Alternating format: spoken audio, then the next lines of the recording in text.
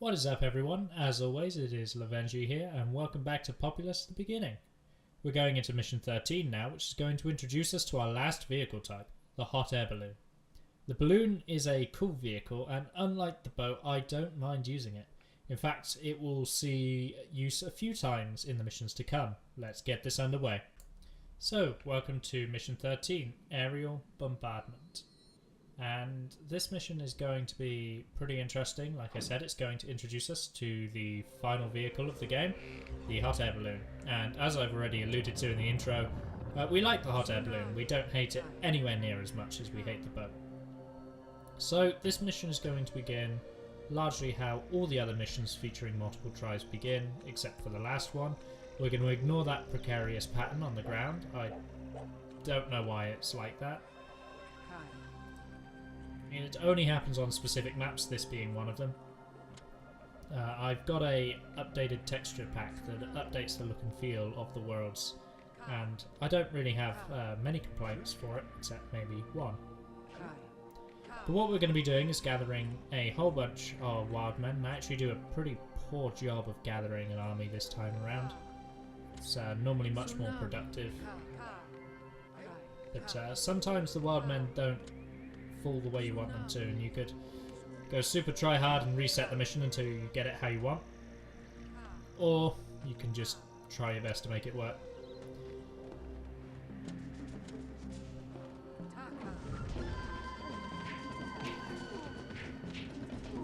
So we're heavily outnumbered, and the first thing I do is use the fireball.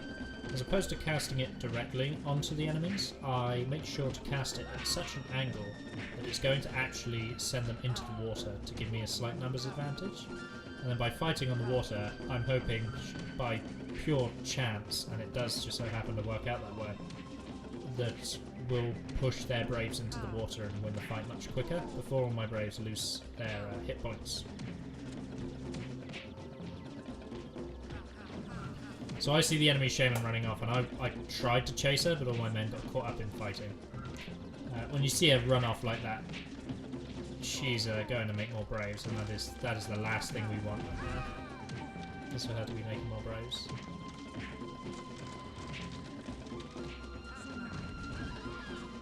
So I get to shove her in the water there. Water kills are very interesting. They don't always give you kill credit when you kill the enemy shaman by knocking them into water. A common one is the erode spell, in which you sink things into the water. You won't actually get kill credit if the shaman dies from the water created there. It doesn't recognise you as having killed her and just assumes she somehow managed to fall into the water. Very interesting. I try not to kill shamans with water often, unless I'm trying to defend an attack, and any form of shaman death is acceptable. So this takes me a little bit of time, and I'm actually panicking because all the time that this is taking, the Chumara tribe are building up their tribe. And they're the ones with the hot air balloons, not the Mata.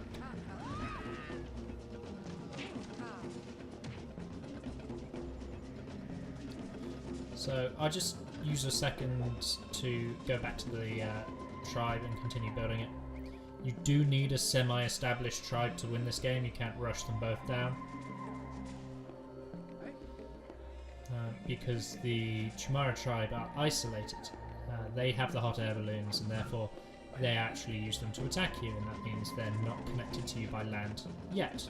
We will connect them in order to attack them, but they're actually behind the green tribe. If you look on the minimap, that little island down at the bottom, that's them.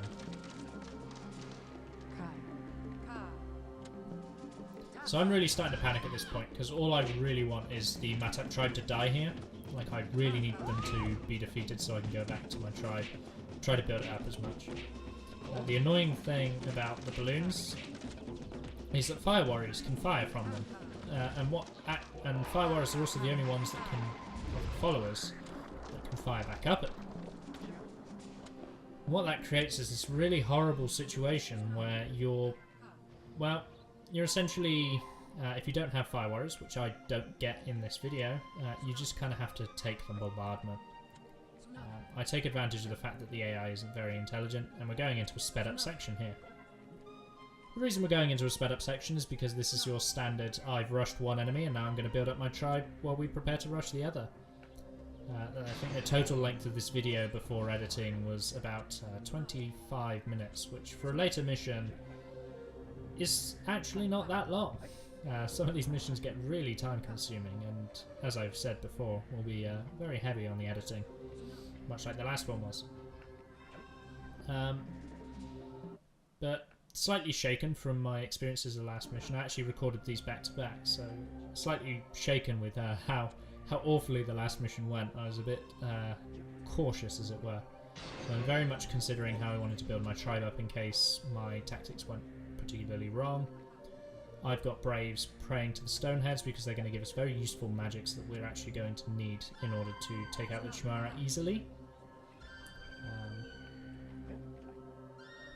And I'm just setting a guard tower down on the low ground. There's something wrong with your starting position up here on this cliff in that the Braves don't find wood very well. I don't know why, but if you build buildings on that cliff, they really struggle to locate nearby trees. So if you actually build down on the low ground, they'll build those alright, and without much difficulty. And so that was the plan, was to have these basically two tribes, 2 points of construction, one of which I have to manage a little bit, but is the one that the Chimera are going to attack. The other is pretty safe because the Chimera have to go through the first tribe, and the AI for attacking is particularly poor in that when it's attacking you, it doesn't ever commit to actually trying to kill you. And that's probably the biggest thing I can tell you that makes playing this game a lot easier than you might think it is. At no point does the AI commit to trying to kill you. So here I see the attack. That was 4 fire warriors sat in hot air balloons, and they're quite literally just going to hover above my tribe and shoot it for a while. Be a general nuisance. And I start to panic. I think, oh god, I haven't got any fire warriors. This is going absolutely horribly. And then I decide to take advantage of what I was just discussing, which is that the AI for attacking you is atrocious. So I just leave the AI, and they'll damage my huts. They'll kill a couple of the followers, but ultimately they won't ever actually try to kill me. They won't just damage a hut down one wood stage and then move on to the next hut. They'll just hover above my tribe, being annoying, and I can deal with annoying. So I'm just charging spells, ignoring the fire, and you see, that's what I mean. The AI have now left. I'm not responding to their attack. They've done what they believe is a substantial amount of damage. They've just left. They've just gone, okay, that's an attack. And they'll do this with the shaman as well. The shaman will come into your tribe. She'll unload everything she has, which is pretty dangerous at later stages with the more powerful spells in play. And then she'll leave again. She'll turn around and she'll walk away. She'll be like, I've done my bit.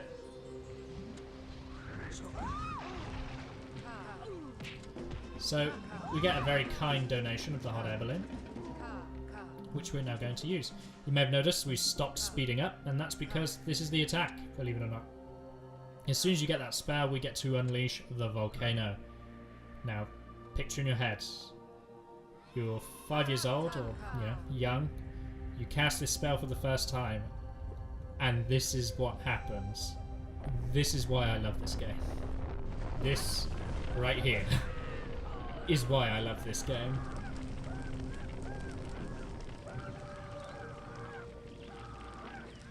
So that's the volcano spell. It creates a gigantic mound that will break any buildings that are on it. It spews lethal lava, which will instantly kill any footman that touches it. It turns all of that ground into damaged ground. And it also has that amazing little echo on the spellcast word that none of the other spells have. I wasn't paying attention there and I got shot out of the guard tower. I got shot out of the balloon by the guard tower. I was too busy thinking how much I love the hot air balloon. The hot air balloon. Ugh, the volcano spell. So I speed up again here because, well, all we're doing now is just finishing them off. The damage that the volcano spell causes is often far too great for the AI to be able to recover from. You won't often see it happen in multiplayer because the game is long over before you ever get to volcano-sized tribes.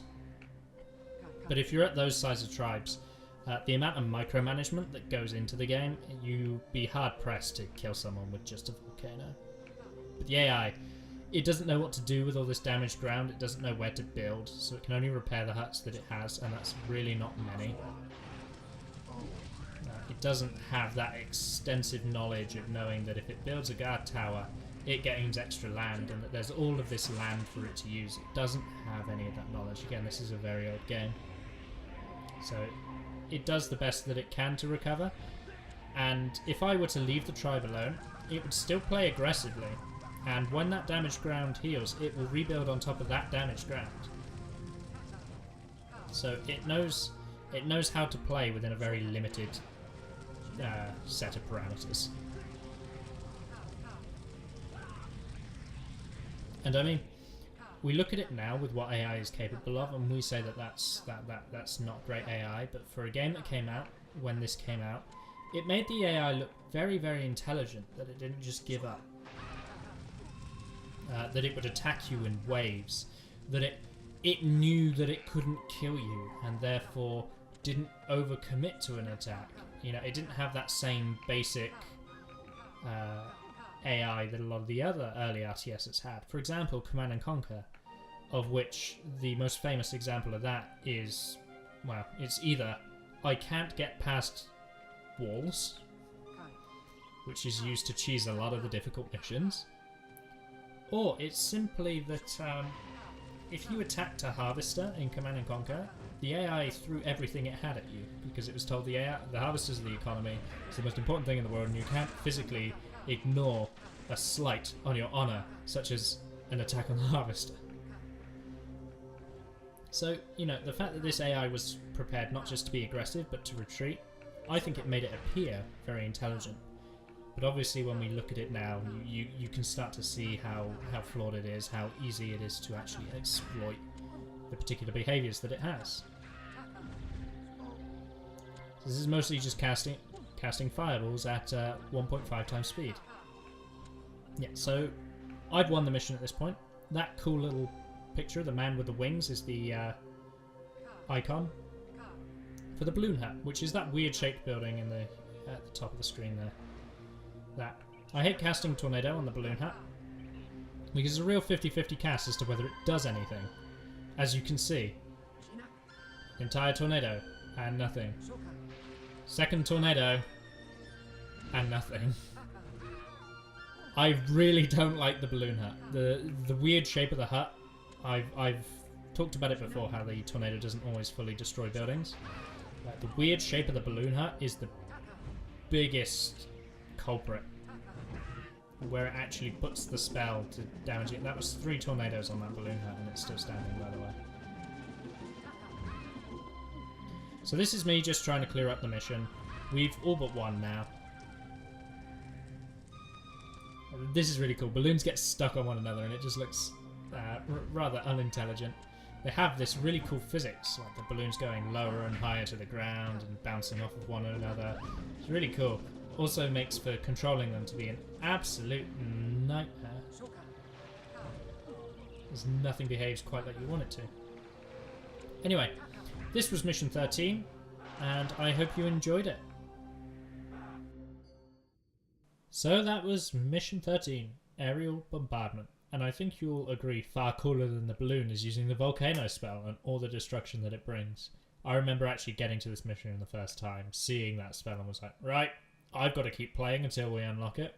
Unfortunately, that's quite a few missions away. As always, like, comment, let me know what you enjoyed and what you'd like to see different, and I'll see you in the next video.